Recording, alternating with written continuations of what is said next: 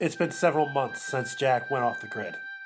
Now, a lot of us reviewers that he took under his wing are now at most wanted fugitives. Each of us were sent beacons and await the time we're needed. Me, on the other hand, it's just another day. It's been a while since Crocodile showed his hide, held me and my friend against my will, and nearly attempted to have us killed.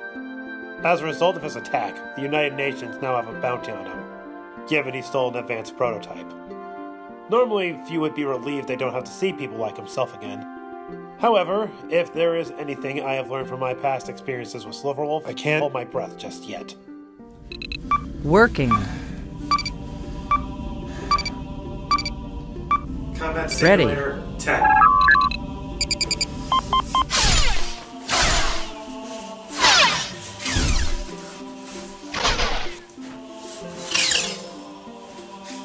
After Crocodile's antics, I managed to install several fail-safes across the house. It's only a matter of time before the next big threat rears its ugly head.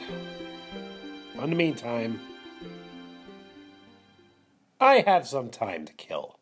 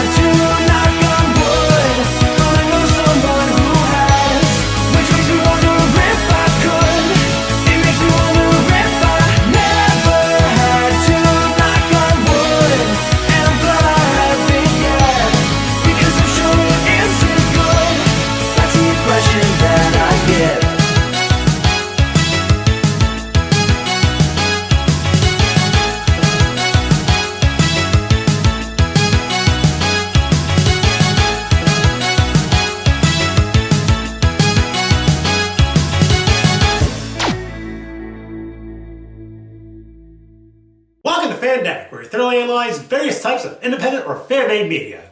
That is, unless Toei comes after me, but I would like them to see them try. I'm your host, Indie Fan. Let me tell you the story of an animator and artist known as Akira Toriyama.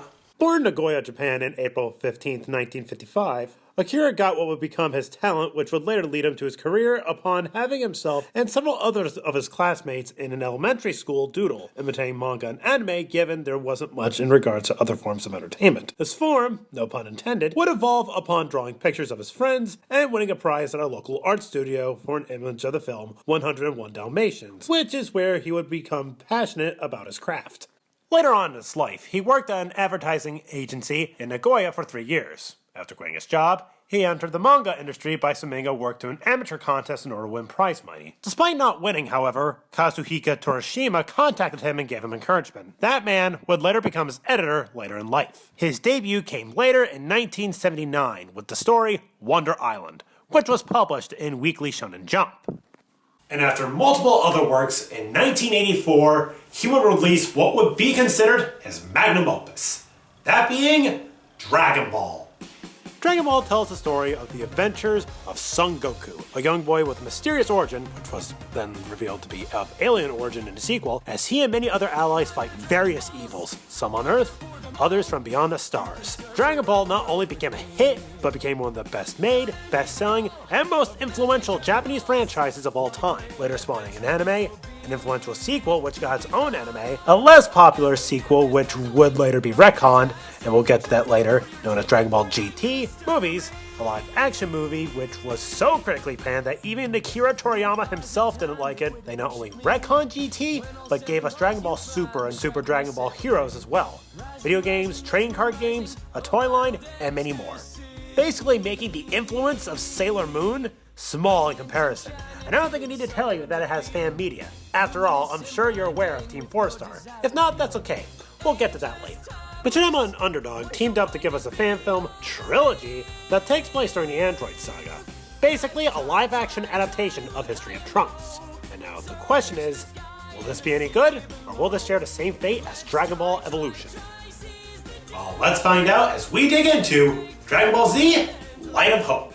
So the movie reveals with the prologue revealing Goku is dead, and 6 months after his death, the androids awaken and pretty much killing millions, leaving 10,000 survivors left and controlling the planet in a grip of fear. Bulma forms an underground resistance group to stand against machines, and Goku's son Gohan takes a narrator and protagonist Trunks as his apprentice. We then cut to Pepper Town as the androids practically bully the soldiers and the civilians, and sadly Jack isn't here to stop it this time.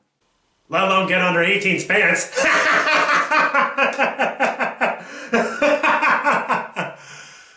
I have a feeling she's gonna kick my ass later for this, isn't she?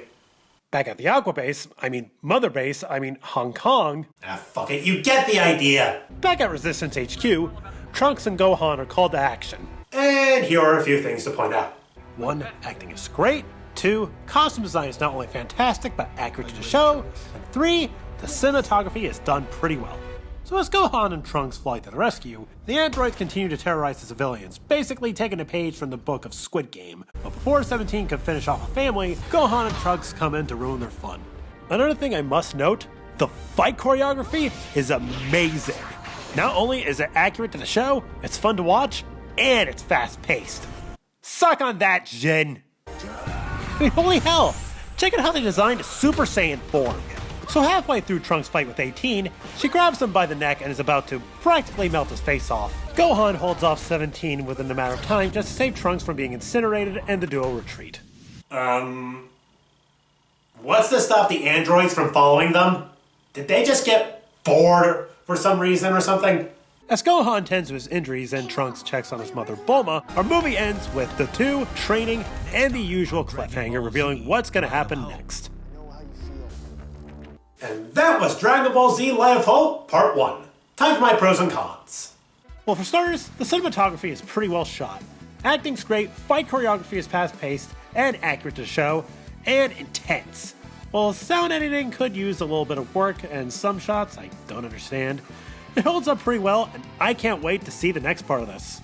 Final analysis is an A. So yeah. This respects the source material better than Dragon Ball Evolution. I don't know if this works well with newcomers, but do feel free to do so if you wish. But Dragon Ball fans will get a kick out of this, so if you have time to give this a watch, do. You'll not be disappointed. Well, that's all for today, everyone. I'm IndieFan, and I'll catch you next. Wait, what the hell?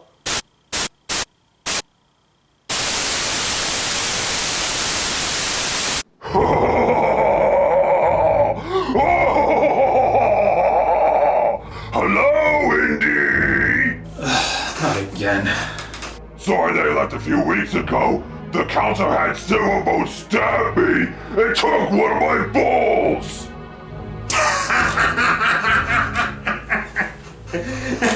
Yeah, laugh it up.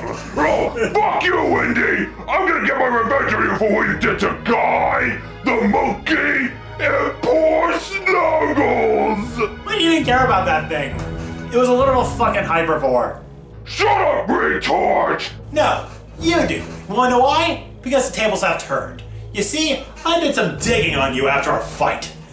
And you know what I found out? That ship that you're in, you stole that from the United Nations. The UNSDF, no less. What? As a matter of fact, every single member of the UN is now on your ass, and, I think there's a fighter jet on you right now.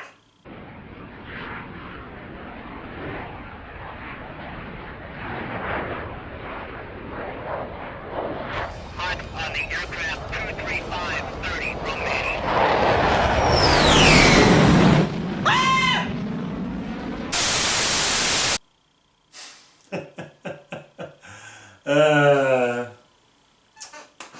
I love the smell of payback in the morning.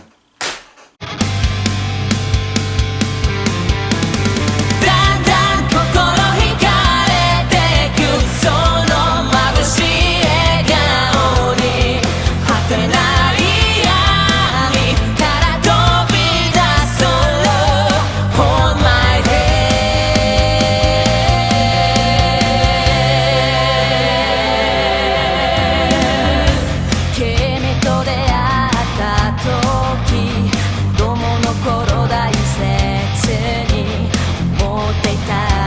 場所を思